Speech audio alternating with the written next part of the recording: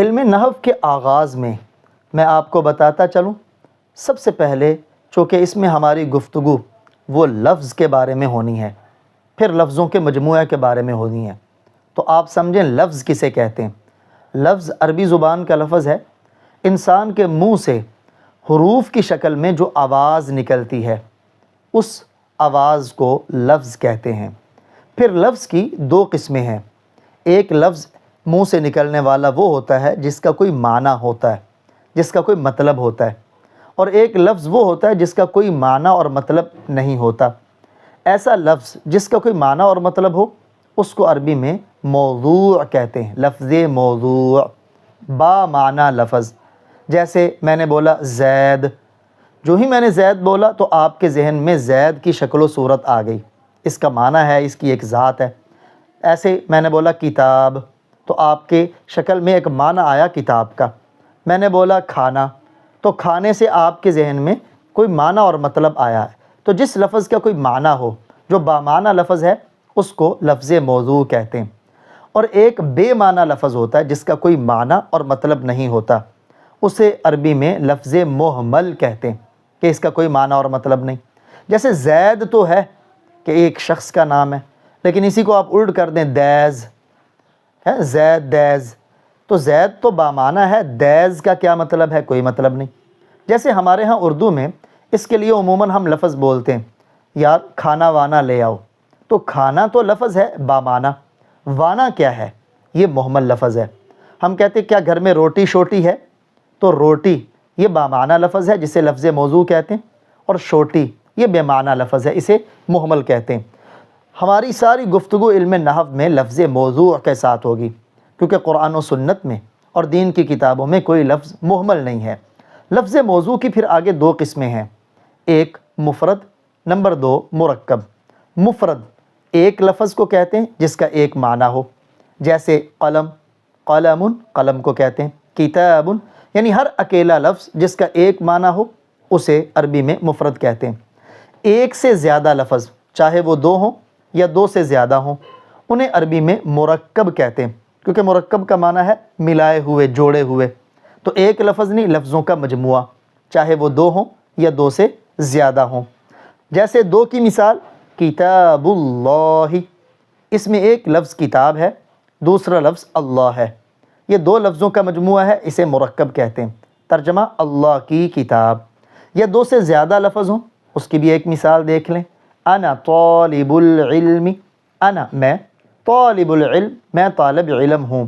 یہ تین لفظ ہیں تو تین لفظوں کا مجموعہ۔ ایسے تین سے زائد لفظ بھی ہوں تب بھی اس کو مرکب ہی کہتے ہیں۔ اب پہلے ہم مفرد کے بارے میں سیکھتے ہیں۔ مفرد کو عربی کے اندر کلمہ بھی کہتے ہیں۔ ایک کلمہ وہ ہے کہ آپ کسی بچے کو کہیں بیٹا کلمہ سناؤ، تو وہ آپ کو لا الہ الا اللہ محمد الرسول اللہ سنا دے گا۔ لیکن اگر آپ کسی نحوی سے جو عربی گرامر پڑھنے والا ہے اسے آپ کہیں کہ مجھے کلمہ کے بارے میں بتاؤ، تو وہ آپ کو اس طرح بتائے گا۔ کلمہ یا مفرد دونوں ایک ہی چیز ہیں۔ اس کی تین قسمیں ہیں، نمبر ایک اسم، نمبر دو فعل، نمبر تین حرف۔ اسم نام کو کہتے ہیں، فعل کام کو کہتے ہیں، حرف نہ نام اور نہ ہی کام۔ اسم جیسے کسی بھی چیز کا نام، کتاب کا نام ہے کتاب، یا کسی شخص کا نام جیسے کسی ذات کا نام ہے عمران، یا کسی جگہ کا نام جیسے مکہ۔ گویا اسم کسی چیز، شخص یا جگہ کے نام کو کہتے ہیں۔ نمبر دو فعل۔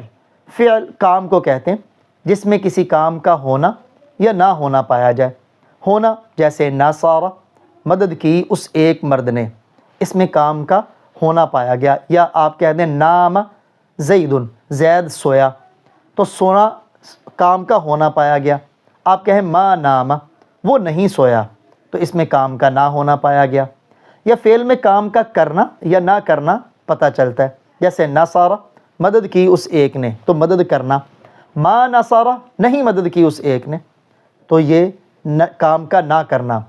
حرف اس میں نہ کام ہوتا ہے نہ ہی نام ہوتا ہے، جیسے الہ، اس کا معنی ہے طرف یا تک، یہ نہ ہی کسی چیز کا نام ہے اور نہ ہی اس میں کوئی کام ہے۔ ان، اس کا معنی ہے اگر، یہ نہ ہی کسی چیز کا نام ہے اور نہ ہی اس میں کوئی کام ہے۔ نحو کی کتابوں میں اسم اور فعل کی تعریف اس انداز میں بھی کی جاتی ہے۔ یہ میں نے بڑے آسان الفاظ میں آپ کو سمجھایا اسم، فعل اور حرف کے بارے میں، لیکن نحو کی کتابوں میں عموماً اسم، فعل کی اور حرف کی تعریف اس انداز میں بھی کی جاتی ہے۔ اسم وہ کلمہ ہے جس کا معنی دوسرا کلمہ ملائے بغیر سمجھ میں آئے، یعنی ایک لفظ آپ نے بولا، اس لفظ کا معنی آپ کو اس لفظ کے سنتے سمجھ آ گیا، کسی دوسرے لفظ کو ساتھ ملانے کی ضرورت نہیں، اور اس کے اندر 3 زمانوں میں سے کوئی زمانہ نہ پایا جائے۔ زمانہ وقت کا نام ہے۔ وقت 3 ہے۔ ایک گزرا ہوا وقت ہے جسے عربی میں ماضی اور انگلش میں پاسٹ کہتے ہیں۔ ایک موجودہ وقت ہے، موجودہ زمانہ ہے، جسے اردو میں حال اور انگلش میں پریزنٹ کہتے ہیں۔ اور ایک آنے والا زمانہ اور وقت ہے جسے اردو میں مستقبل، اردو اور عربی میں، اور انگلش میں فیوچر کہتے ہیں۔ اب اسم وہ کلمہ ہے جس کا معنی دوسرے کلمے کو ملائے بغیر سمجھ میں آ جائے، اور اس میں 3 زمانوں میں سے کوئی زمانہ نہ پایا جائے، نہ ہی ماضی، نہ ہی حال اور نہ ہی استقبال۔ جیسے دیکھیں کتاب، اس سے آپ کو کتاب کے بارے میں سمجھ آیا، لیکن اس کے اندر کسی قسم کا کوئی زمانہ نہیں ہے۔ قلم، کرسی، بیڈ، لیپ ٹاپ، موبائل، اس کے اندر زمانہ نہیں ہے۔ فعل وہ کلمہ ہے جس کا معنی دوسرے کلمہ کے ملائے بغیر سمجھ آ جائے۔ اکیلا فعل بولا جائے گا، آپ کو معنی سمجھ آ جائے گا۔ جیسے ناصارہ، مدد کی زید زید نے۔ اب دیکھیں ناصارہ، مدد کی اس نے، تو آپ کو ناصارہ کے سنتے ہی معنی سمجھ میں آ گیا، اور اس کے اندر معنی اکیلے سے سمجھ آتا ہے۔ دوسری چیز، اس کے اندر کوئی زمانہ پایا جاتا ہے 3 زمانوں میں سے، چاہے ماضی یا حال یا استقبال۔ جیسے نصر زید میں، مدد کی زید نے، اس کا تعلق ہے پاسٹ کے ساتھ، ماضی کے ساتھ۔ تیسرا ہے حرف۔ حرف وہ کلمہ ہے جس کا معنی دوسرے کلمہ کے ملائے بغیر سمجھ نہ آئے۔ اسم اور فعل کا معنی دوسرے کلمہ کو ملائے بغیر سمجھ آ جاتا ہے، لیکن حرف کا معنی دوسرے کلمہ کو ملائے بغیر سمجھ نہیں آتا، اور اس میں زمانہ بھی کوئی نہیں پایا جاتا۔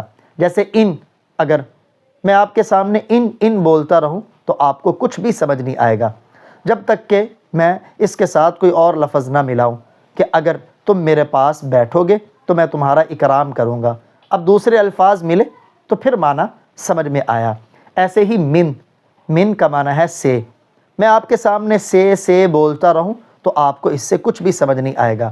ہاں میں یہ کہوں مسجد حرام سے بیت المقدس تک، تو پھر آپ کو بات سمجھ میں آئے گی۔ میں امید کرتا ہوں کہ آپ اسم، فعل اور حرف کو احسن انداز میں سمجھ چکے ہوں گے۔ تو تمام دوست جو اس چینل پہ نئے ہیں ان کی خدمت میں گزارش ہے کہ چینل کو سبسکرائب کر لیں، ساتھ موجود بیل آئیکن کو بھی لازمی دبا لیں۔